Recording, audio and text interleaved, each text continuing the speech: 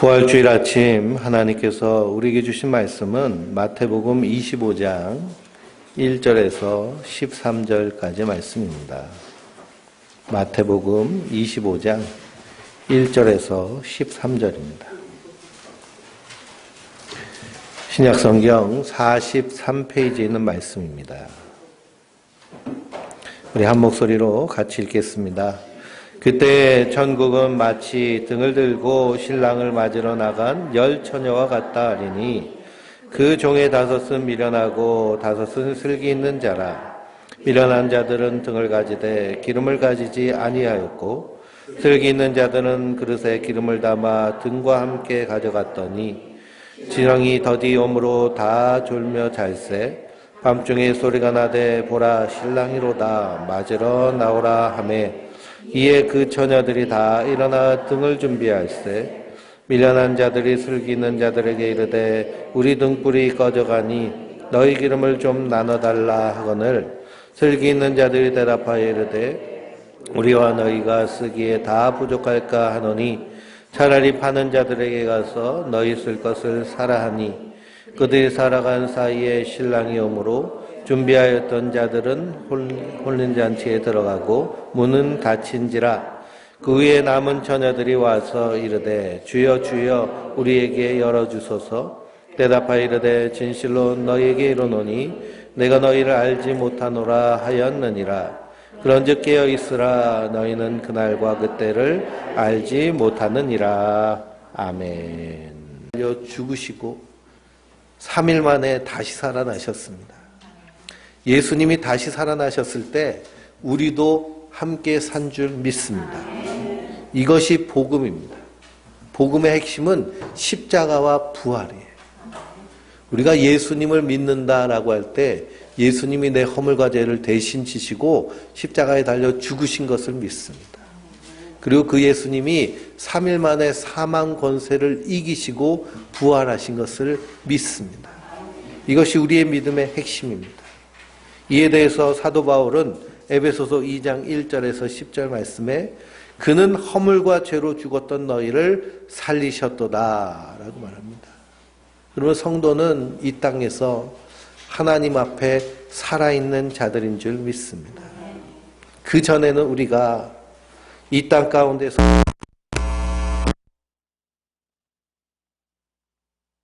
순종의 아들 가운데서 역사한 영인 마귀의 종으로 살았습니다. 그러나 본질상 진노의 자녀였던 우리를 긍휼이 풍성하신 하나님께서 우리를 불쌍히 여기셔서 하나님의 사랑으로 우리를 택하시고 지명하여 불러서 십자가에서 우리를 깨끗하게 하신 줄 믿습니다. 이것을 사도 바울은 은혜로 말미암아 구원받았다라고 얘기합니다. 성도는 그 은혜로 말미암아 구원받는 것을 믿고 사는 자들이에요. 그렇기 때문에 우리가 이 땅에서 믿음으로 살 뿐만 아니라 그리스도께서 부활하실 때 사도 바울은 뭐라고 얘기하느냐? 그리스도 안에서 함께 너희를 일으키시고 함께 하늘에 앉히셨다라고 말합니다.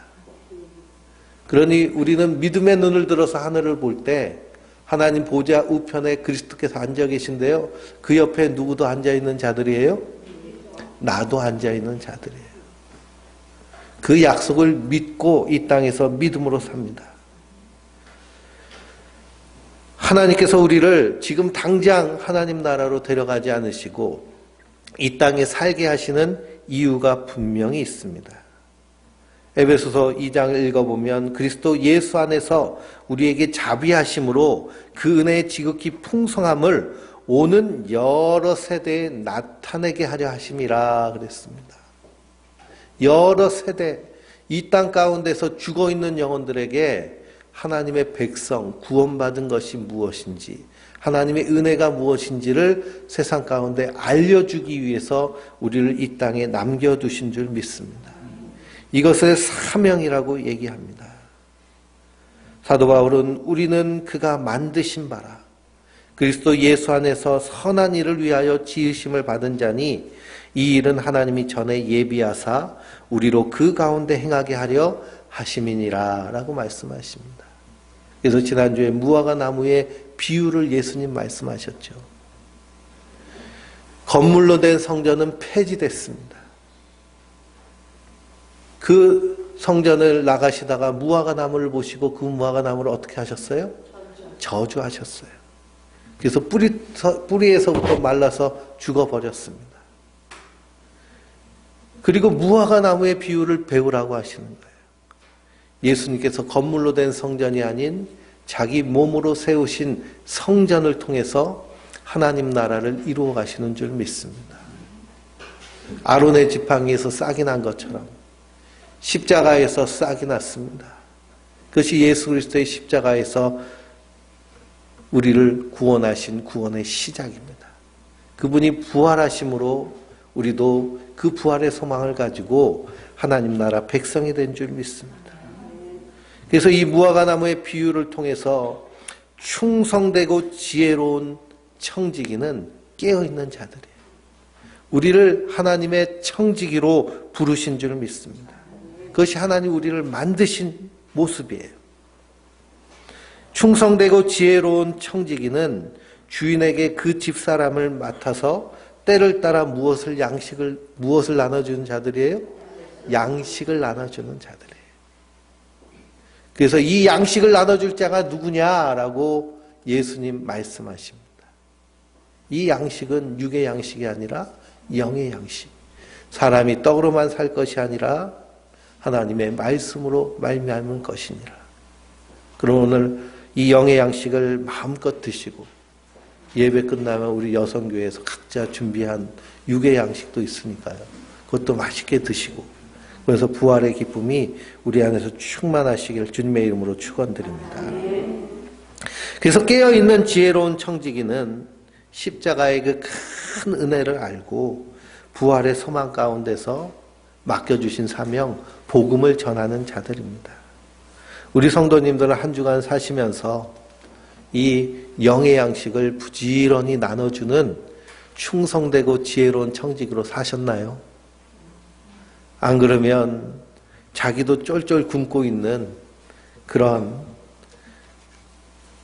오늘 말씀 이전에 지난주에 청지기의 말씀이 있는데 악하고 게으른 청지기가 또 나오거든요. 밥 안 나눠주면요 악하고 게으른 청지기입니다. 그러니 나눠주기는커녕 자기 자신조차 양식을 취하지 못하고 굶고 있다면 우리가 다시 한번 정신을 바짝 차려야 될 줄 믿습니다. 충성되고 지혜로운 청지기가 있는 반면에 악한 청지기가 있습니다. 마태복음 24장 51절을 보면 악한 이 종을 향하여서 예수님 뭐라고 하시느냐. 어미 때리고 외식하는 자가 받을 벌에 처하리니 거기서 슬피 울며 이를 갈리라 라고 그랬습니다. 이 악한 종은 외식하는 자가 받는 벌을 받습니다. 마태복음 23장에요. 화 있을진저 외식하는 바리새인들과 서기관들이여 라고 하며 예수님이 얼마나 책망하고 저주하셨는지 모릅니다. 이 악한 종이 우리가 생각할 때는 게으른 종, 일하지 않는 종 이렇게 생각할 수도 있지만요. 외식하는 자가 받는 벌을 받는다라는 것은 이 사람은 아주 열심히 있는 종일 수도 있습니다. 근데 하나님이 그를 어떻게 여기세요? 악하게 여기시는 거예요. 열심과 헌신과 충성과 봉사로 열심히 일했는데 외식하는 자가 됐습니다. 외식한다는 것은 이제 겉다르고 속다르다는 거예요. 예수님을 사랑하는 마음으로 열심을 품고 예수님을 사랑하는 마음으로 헌신하고 예수님을 사랑하는 마음으로 충성하고 봉사해야 되는데 무엇이 빠져버렸어요? 예수님을 사랑하는, 하나님을 사랑하는 그 사랑이 빠져버린 겁니다. 우리 신앙생활이란 하나님 앞에서 하느냐 사람 앞에서 하느냐의 문제예요. 하나님을 사랑하는 마음으로 하는 것이 바로 하나님이 기뻐 받으시는 그 충성되고 지혜로운 청지기의 삶인 줄 믿습니다. 사람에게 보이기 위한 것이라면 그것이 다 외식하는 것이에요. 사람은 분별할 수 없지만 하나님은 중심을 보시고 아십니다. 그런 사람의 마음에는 결국 자기 사랑과 자기 자랑만 있습니다. 자기 의를 세우는 거예요. 내가 이렇게 했어. 내가 이렇게 했어. 내가 이렇게 했어. 내가 이 반찬도 만들었어. 저 반찬도 만들었어. 자랑할 게 사실 있어요? 없어요? 없어요. 사랑으로 하기 때문에. 맛이 좀 없어도요. 부끄러워할 것 하나도 없습니다. 사랑으로 하면 그럼 되는 거예요. 주님 받으시는 거예요. 우리 입맛은 구별하겠지만 하나님 기뻐 받으시는 줄 믿습니다. 그러니 십자가와 부활의 은혜를 모르면 우리가 외식하는 자가 됩니다. 우리 신앙생활의 모든 일들은요, 하나님 사랑함으로 해야 돼요. 우리가 하나님을 사랑하면 우리 안에서 어떤 마음이 막 나오느냐 하면 예배하고 싶은 마음이 나와요. 예배하는 마음이요, 주일날이 기다려지고요, 예배 시간이 기다려지고, 예배 시간만 기다리는 것이 아니라 나의 삶 가운데서 하나님 알기 위해서 말씀을 묵상하고 기도하며 하나님과 인격적인 관계를 맺는 줄 믿습니다. 제가 코로나 전에 체육관을 다녔는데요. 체육관에 그 러닝머신이 있어요. 러닝머신, 제가 아침에 가서 운동을 하면 어떤 한 여성분이 와가지고 그 1시간을 그냥 미친 듯이 뜁니다. 미친 듯이. 정말 옆에서 보면 미친 것 같이 그렇게 뛰어요. 근데 몸을 이렇게 하고 막 뛰어요. 몸을. 똑바로 하고 뛰어야 되잖아요. 근데 몸을 이렇게 하고 뛰어요. 아, 그래서 저 사람 왜 이렇게 희한하게 뛰나 하고 이렇게 유심히 보니까요. 그 핸드폰을 보면서 뛰는 겁니다. 핸드폰을 보면서 귀에다가 이어폰을 꽂고. 뭘 보나 봤더니 BTS 춤추고 노래하는 걸 보더라고요. 하루도 빠짐없이 와가지고 항상 그 자세로 그렇게 합니다. 아, 저렇게 사랑하는구나. 인정할 만하더라고요. 사랑하는 마음으로. 그래서 우리 신앙생활에서 가장 핵심은 사랑인 줄 믿습니다. 그러나 이 악한 종은 하나님을 사랑하는 마음으로 행하지 않았기에 하나님, 예수님께서 그 사람을 향해서 뭐라고 말씀하시나요? 슬피 울며 이를 갈미 있으리라 하십니다.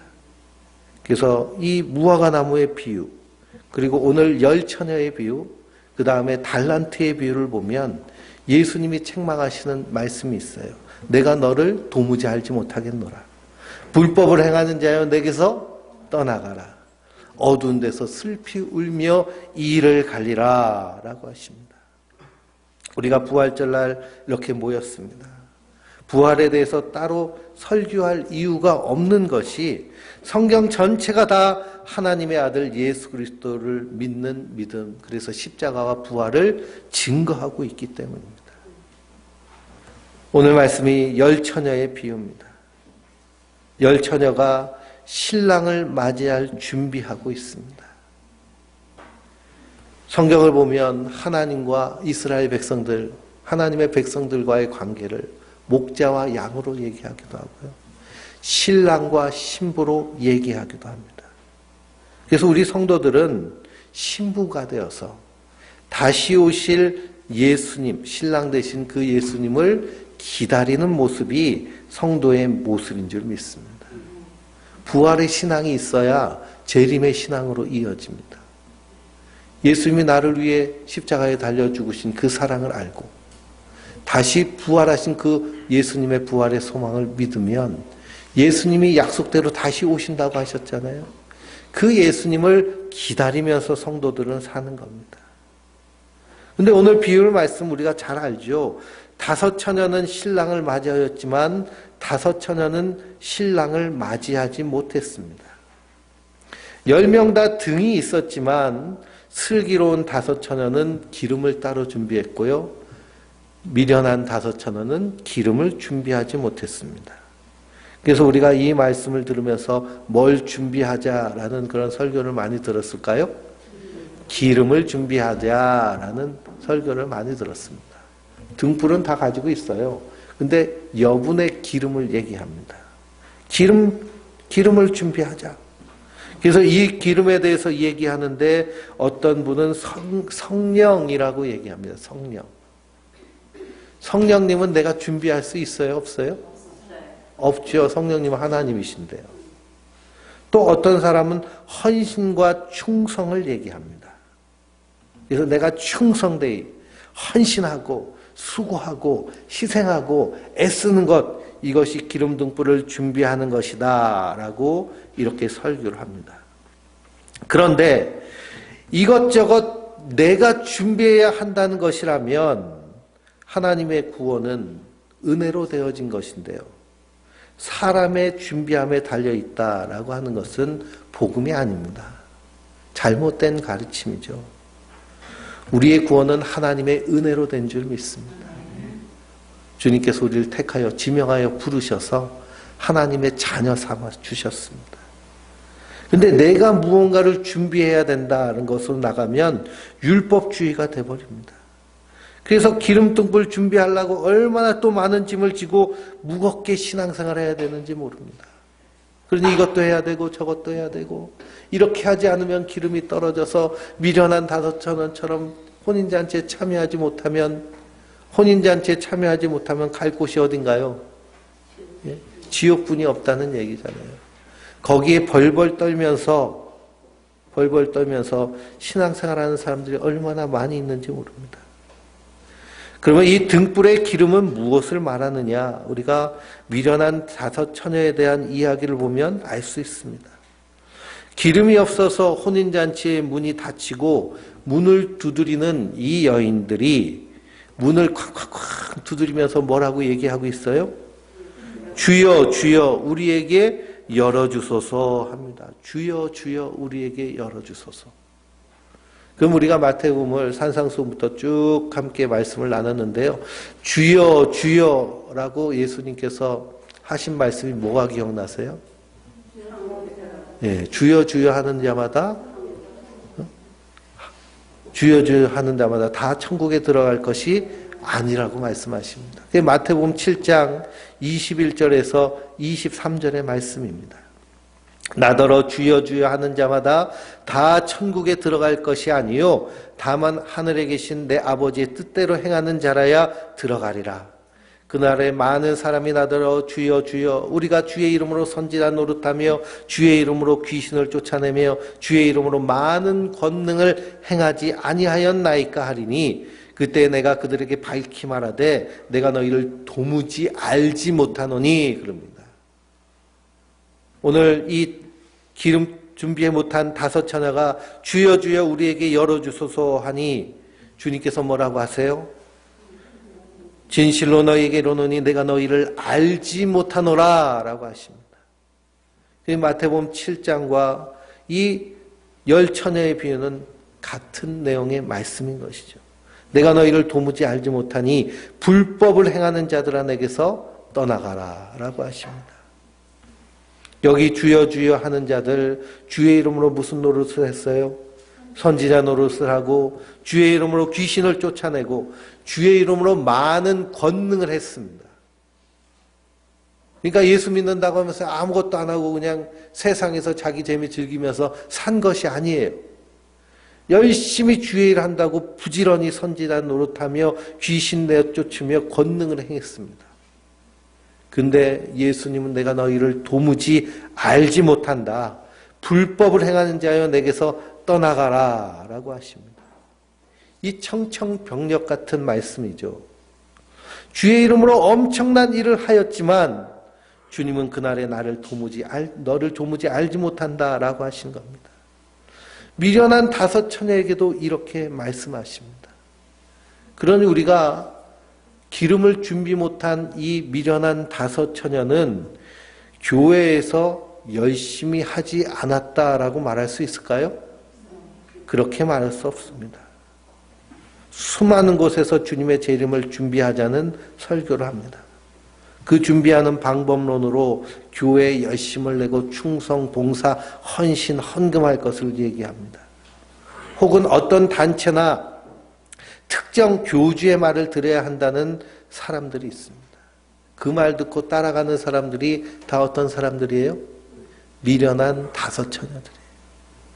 저 신천지에 14만 4천 안에 들려고 몸부림치며 공부하는 사람들이 다 어떤 사람들이에요?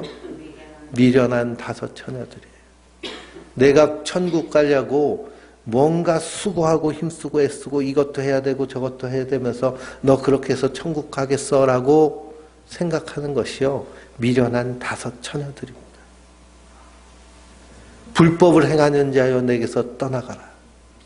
그럼 하나님이 원하시는 것은 무엇일까요? 하나님이 원하시는 것은 오직 사랑인 줄 믿습니다. 슬기로운 다섯 처녀가 준비한 그 기름은요, 하나님을 사랑하며 신랑을 사랑하는 순전한 사랑이에요. 신랑과 신부의 관계에서 가장 중요한 게 뭘까요? 결혼하는데요. 결혼하는데 신랑감이 여기 있어요. 결혼을 하려고 그래요. 거기서 부부간에 가장 중요한 게 뭘까요? 사랑이에요. 사랑. 사랑 안 하는 사람과 결혼하고 계세요? 함께 살고 계세요? 사랑 없는 결혼은 결혼이 아니죠. 근데 현대사회 요즘 젊은이들 결혼을 하려고 그러면 뭘 따져요? 스펙을 따집니다. 아파트가 있는지, 아파트가 크면 얼마나 채워올 건지, 어떤 삶을 살아갈 건지. 근데 뭔 빠졌어요? 사랑은 빠졌습니다. 사랑 하나 있으면 사실 이 스펙이 좀 모자라도 행복하게 살 수 있습니다. 근데 아무리 스펙이 빵빵해도요, 뭐 없으면, 사랑 없으면 이것은 의미가 없는 거예요. 그래서 하나님이 원하시는 것은 예수님을 사랑하는 그 순전한 사랑을 원하십니다. 왜 그러냐? 예수님이 우리를 그렇게 사랑하시기 때문에. 신앙의 핵심은 사랑입니다.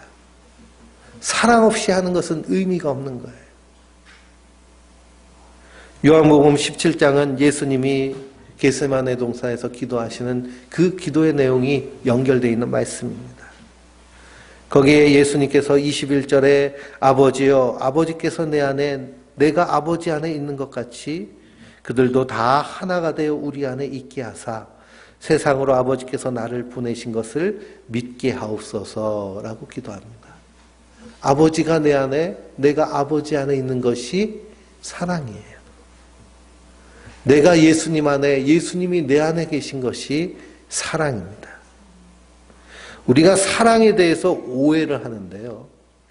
내가 자녀를 사랑한다라고 할 때 자녀한테 돈 많이 주고 공부하는 거 팍팍팍 밀어주고 결혼할 때 아파트 사주고 이것이 사랑으로 다 한 것처럼 오해하는 경우가 있습니다.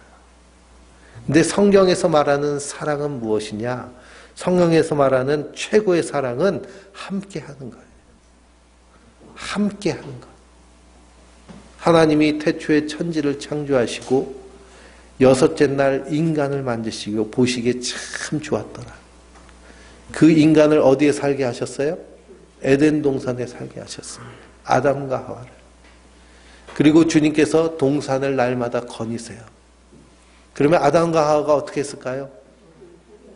하나님 바라보며 뛰어와서 하나님 양쪽에 팔짱을 끼고 하나님 오늘 이 동물 내가 이름을 지었어요. 저 동물 이름을 지었어요. 하고 하나님과 함께 하는 것. 이것이 에덴 동산의 모습입니다. 근데 선악과를 따먹은 인간이 하나님이 동산 중앙을 거니실 때 어떻게 했을까요? 숨어버렸습니다. 그래서 하나님의 사랑은 무엇이냐? 함께 하는 것. 하나님이 사람이 돼서 이 땅에 임마누엘로 오셨는데요. 임마누엘이라는 말의 뜻이 뭘까요? 내가 너희와 함께 하리라 라는 뜻입니다. 하나님은 우리와 함께 하심으로 사랑하시는 줄 믿습니다. 그러니까 사랑은 함께 하는 거예요.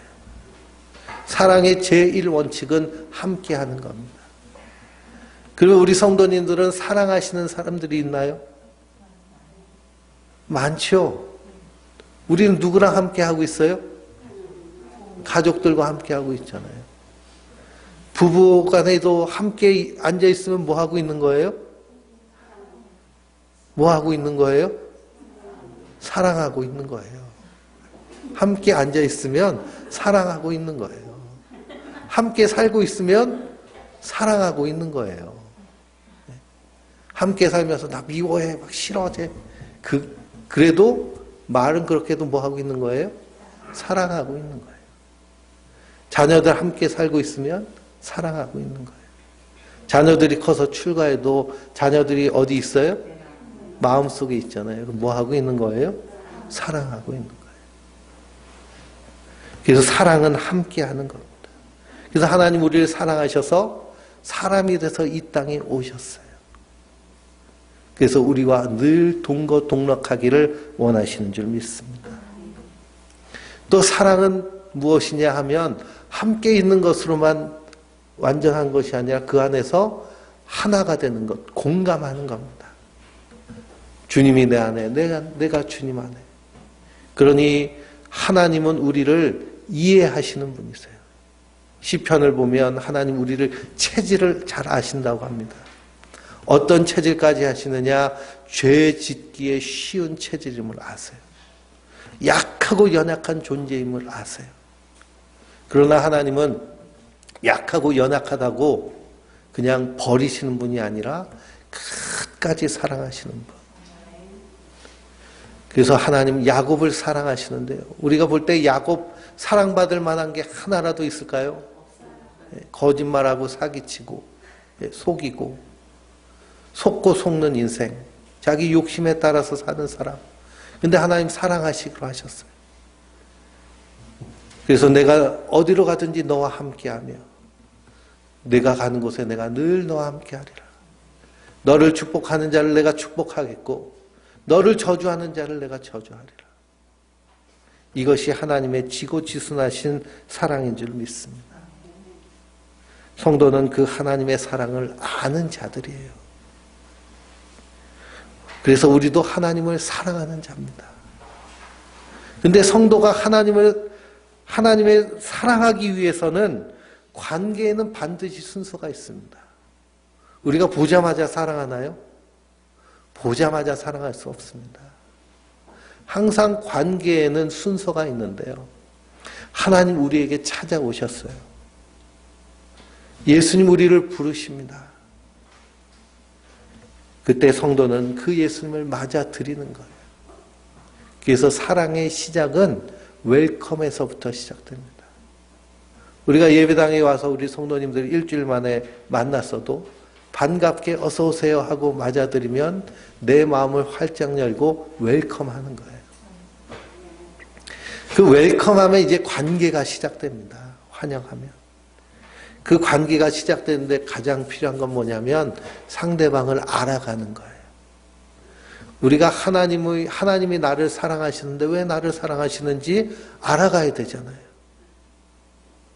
이스라엘 백성들이 그 하나님의 사랑을 저버렸습니다. 왜 그러냐? 그들이 하나님을 아는 지식이 없기 때문에. 우리가 하나님을 알자, 힘써 알자 그랬는데 하나님 알기를 포기하고 세상을 더 사랑하니 하나님 그들에게서 함께 하실 수 없는 겁니다. 우리도 마찬가지입니다. 하나님은 알면 알수록 우리가 그 하나님을 사랑할 수밖에 없습니다. 그래서 우리가 부지런히 삶 공부도 하고 말씀을 통해서 강해도 듣고 하는 이유가 뭘까요? 그 하나님 알기 위해서예요. 부지런히 우리가 성경을 읽는 이유는 뭘까요? 그 안에서 하나님 나를 얼마나 사랑하시는지를 알기 위해서 성경 읽으세요. 성경 읽으세요. 그건 의무가 아니라 하나님 사랑을 알기 위해서입니다. 우리가 하나님께 기도합니다. 기도하면서도 하나님을 알 수 있어요. 하나님 나를 얼마나 사랑하시는지, 나를 얼마나 돌보시고 아끼시는지. 그래서 사도 바울은 마음에 구하는 것과 생각하는 것에 넘치도록 하시는 분이시라고 빌립보서에 고백합니다. 그러니 우리가 기도한 것 말고도요, 생각으로도 이랬으면 참 좋겠네, 이렇게 되면 참 좋겠네, 그 생각도 하나님 아시고 우리를 그 선한 길로 인도하시는 분이 하나님이신 줄 믿습니다. 그래서 하나님을 알아가면 알아갈수록 우린 그 하나님을 좋아할 수밖에 없고요. 결국에는 사랑할 수밖에 없습니다. 그 사랑이 예배의 자리로 나오게 하고요. 그 사랑이 섬김의 자리로 나오게 하고 그 사랑이 희생의 자리로 나오게 하는 줄 믿습니다. 부활하신 예수님께서 베드로를 만나셔서 그 베드로에게 하신 말씀이 있습니다. 요한의 아들 시몬아, 내가 나를 사랑하느냐? 요한의 아들 시몬아, 내가 나를 사랑하느냐? 예수님이 그렇게 물으실 수 있었던 것은 내가 너를 위해 십자가에 달려 죽기까지 사랑했는데 너도 나를 그렇게 사랑해 주렴. 이 말씀입니다. 성도는 그 사랑으로 이 땅에서 사는 자들인 줄 믿습니다. 하나님을 우리가 최선을 다해 사랑해야 됩니다. 왜 그러냐? 그 사랑으로 우리를 구원하셨기 때문입니다. 그 사랑을 받은 자는 이 땅에서 이웃을 사랑하며 형제를 사랑하며 가족을 사랑하며 그 사랑을 살아내는 자들입니다.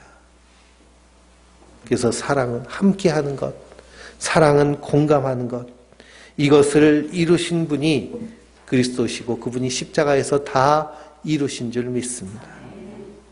그러므로 지혜로운 다섯 처녀와 같이 하나님의 사랑으로 우리 믿음의 등불을 가득 채우시기 바랍니다. 그 사랑은요, 하나님께서 끊임없이 우리에게 공급하여 주십니다. 미련한 다섯 처녀가 어디 가서 그 기름을 얻을 수 있을까요? 미련한 다섯 처녀가 지혜로운 다섯 처녀에게 기름 좀 달라고 할 때 그 기름 우리가 줄 수 있나요? 줄 수 없죠. 하나님으로부터만 공급받을 수 있는 것이 그 풍성한 사랑입니다. 그러면 날마다 그 풍성한 사랑에 충만하게 젖어서 사랑으로 살면은요, 우리가 사랑하면 그 안에서 기쁨이 충만합니다. 만족이 있습니다. 행복합니다. 그런 풍성한 기쁨과 행복을 날마다 누리며 부활하신 주님과 동거동락하는 사랑하는 하나님의 백성들 되시길 주님의 이름으로 축원드립니다.